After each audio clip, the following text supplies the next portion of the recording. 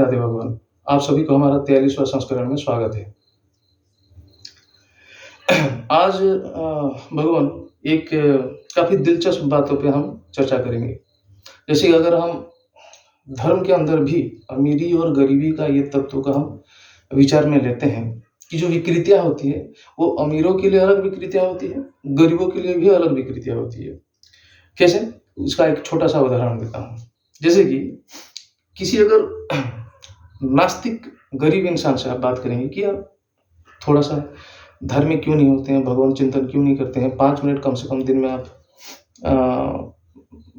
गीता पठन करिए या श्रवण करिए या फिर भगवान का दर्शन करिए, कृपा लाभ करने की कोशिश करिए, प्रयास करिए, तो फिर बोलेगा कि जनाब रोटी ही धर्म है, रोटी ही असली मज़हब है। बिना रोटी मकान के क्या भगवान चिंतन करेंगे? जो रोटी जहाँ से जैसे मिलता है, वही हमारे लिए धर्म है, बाकी धर्म तो हम जानते नहीं हैं। और अमीर से अगर आप बोलेंगे किसी नास्तिक अमीर से जो कि भगवत चिंतन में कभी मन नहीं लगाता है और अपने काम में व्यस्त है, सिर्फ पैसा छाप रहा है और अपने धंधे में व्यस्त है वो। उसको अगर आप पूछेंगे कि भगवत चिंतन में आप क्यों थोड़ा समय क्यों व्यतीत नहीं करते हैं, तो वो बोलता है कि जितना चल रहा है उतना आए, बस वो ठीक है। बच्चे हमारे पढ़ लिख करके बड़ा बन जाए, सेट हो जाए, अच्छे से सेटल हो जाए, बस यही हमारे लिए धर्म है और उससे ज़्यादा हमको कुछ चाहिए ही नहीं। तो देखिए, इन दोनों को समझने के लिए, दोनों जो अमीरी और गरीबी के जो नास्तिकता है, उसको समझने के लिए थोड़ा-सा प्रयास करते हैं। जैसे कि जो बोलते हैं कि रोटी नहीं है तो फिर धर्म का लेके क्या करेंगे? जहाँ से रोटी आती है वही धर्म होती है। ऐसी ही बात भीष्म पितामह महाभारत में जो कांड है उन्होंने वही किया था। कैसे? 6 महीना तक वो शरसज्जा में थे। कतरा खून निकलता जा रहा है, फिर भी मर नहीं पा रहे हैं। इच्छा मृत्यु के वो धनी थे, जब चाहे वो तभी मृत्यु को स्वीकार कर सकते थे, इसलिए उनकी मौत नहीं हो रही है।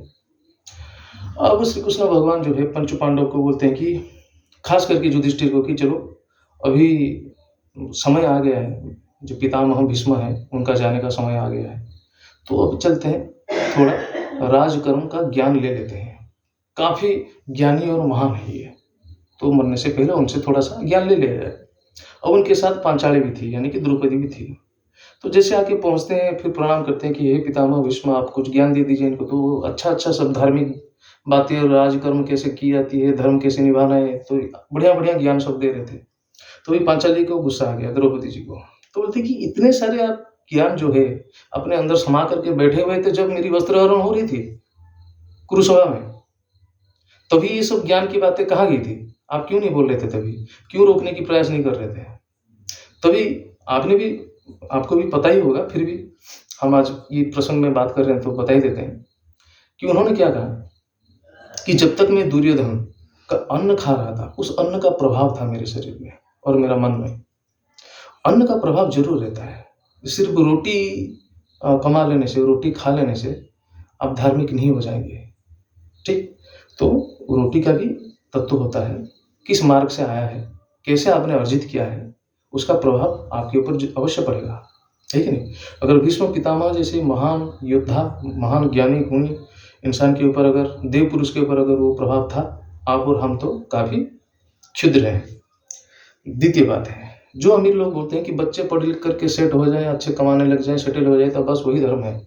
उनके लिए यही बात है कि प्रसंग में बोला जाता है, इसी रामायण काल में रावण और महाभारत काल में दुर्योधन, भले कृष्ण जी जब बाल अवस्था में थे तो उनका जो खुद का मामा महाराज कंस, तो इनके पास अभिजाति का तो कोई अभाव था ही नहीं। स्वर्णाभूषण, खाना पीना, धन धान्य, प्रजा जन, नौकर चाकर सब कुछ था। बस नहीं था तो सिर्फ संस्कार नहीं था, धार्मिक तत्वों का अभाव था। तो ऐसी पढ़ लिख करके पढ़ाई लिखाई और ऐसे जो अवस्था है, आर्थिक व्यवस्था और अवस्था है, उससे कुछ फर्क नहीं पड़ने वाला है। वो आगे जा करके बेड़ा गर्क करेगा ही करेगा, ठीक? आजकल जब हम देखते हैं कि जो आतंकवादी कुछ कहीं पर कुछ कांड करते हैं, कहीं पे जान माल का नुकसान करते हैं, कितने पढ़े लिखे लोग हैं, कितने ज्ञानी लोग हैं, इंजीनियरिंग और तकनीक का कितना माकुल जो ज्ञान है उनको प्राप्त है, फिर भी उनका जो धर्म है, उनका जो नियत है, इंटेंट है, अंग्रेजी में बोलते हैं इंटेंट, वो उद्देश्य उनका सही नहीं है, उनमें संस्कार नाम का कोई चीज़ है ही नहीं, इसीलिए वो गलत मार्ग में गए हैं। तो देखिए ये सब जो सर्टिफाइड एग्जामिनेशन, जो सर्टिफाइड नॉलेज, जो कागज़ की सर्टिफिकेट में नॉलेज होती है, और हमारी जो रोजगार का जो माध्यम होता है, ये ठीक है, मतलब जीवन निर्वाह करने का एक तरीका हो सकता है, लेकिन संस्कार और धार्मिक आचरण ये बहुत ज़रूरी है। इसलिए आप और हम हमेशा गीता का श्रवण या पठन अवश्य करें और औरों को भी गीता का श्रवण या पठन करने के लिए उत्साहित करें, प्रेरणा करें। चलिए इसी सुविचार के साथ आज हम प्रारंभ करते हैं श्रीमद् भगवद गीता है पाठारंभ। ओम अखंडमंडलाकारं व्याप्तं येन चराचरं तत्पदं दर्शितं येन तस्मै श्रीगुरवे नमः। शुक्लांबरधरं विष्णुं शशिवर्णं चतुर्भुजं प्रसन्नं वदनं ध्यायेत् सर्वविघ्नोपशान्तये। नारायणं नमस्कृत्यं नरं चैव नरोत्तमं देवीं सरस्वतीं चैव ततो जयमुदीरयेत्। व्यासं वसिष्ठनप्तारं शक्तेः पुत्रं कल्मषं पराशरात्मजं वन्दे सुखतातं तपोनिधिं। व्यासाय विष्णुरूपाय व्यासरूपाय विष्णवे नमो वै ब्रह्मविदये वसिष्ठाय नमो नमः। अचतुर्वदनो ब्रह्मादिव्याघ्रपरो हरि भाललोचनः शम्भुर्भगवान् बादरायणः।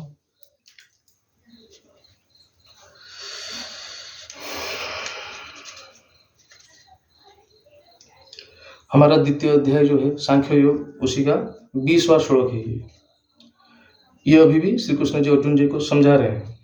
आगे बढ़ते हुए बोल रहे हैं, स्वधर्मो पिचापेक्ष न विकम्पितुमर्हसि धर्म्याधियुद्धाच्छेयो अन्यत् क्षत्रियस्य न विद्यते यदृच्छया चोपपन्नं स्वर्गद्वारमपावृतं सुखिनः क्षत्रियाः पार्थ लभन्ते युद्धमिदृशम्।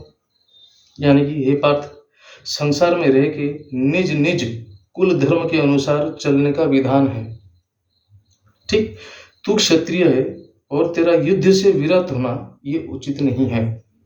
क्षत्रिय के सामने क्षत्रिय जो होता है वो सम्मुख युद्ध में अगर मृत्यु लोक को प्राप्त मृत्यु मिलता है उसको, तो वो स्वर्ग जाता है। जो भाग्यवान है ये ऐसा अवसर को छोड़ता नहीं है, इसीलिए तुम्हें युद्ध करना जरूरी है। तो यहाँ पे देखिए कुल धर्म और जो जैसे कि उनको ये क्षत्रिय करके जो संबोधन कर रहे हैं कि तुम क्षत्रिय हो और तुम्हें युद्ध करना चाहिए सर, तो ये जाति और वर्णवाद अलग चीज होती है। ठीक है, तो आप और हम इस भ्रम में ना रहे। तो कर्म के अनुसार वर्ण में जो 4 वर्ण में विभक्त किया गया था, तो उन्हीं में से वो क्षत्रिय थे। ऐसा नहीं कि उनका कोई ऐसा हमारे जैसा सरनेम होता है, मेरा नाम नवेंदु सेठी, तो उस हिसाब से किसी का जाति तय नहीं होती थी, वो क्षत्रिय कुल के थे, इसीलिए उनको बोला गया है। ठीक है, आजकल काफ़ी जाति और धर्म को लेकर के जो विषमवाद है वो फैला जा रहा है समाज में और मीडिया में, तो इससे आप दूर रहे। भगवान की कही हुई ये श्लोक का जो सारमर्म है उसी को समझने की प्रयास करेंगे। तो यहीं पे हमारा 20वां श्लोक जो है समाप्त होता है। आप सभी कुशल मंगल में रहिए, चैनल को अवश्य सब्सक्राइब करिए, अच्छा लगे तो औरों को भी ये शेयर करिए। आप सभी अच्छे से रहिए। राधे राधे।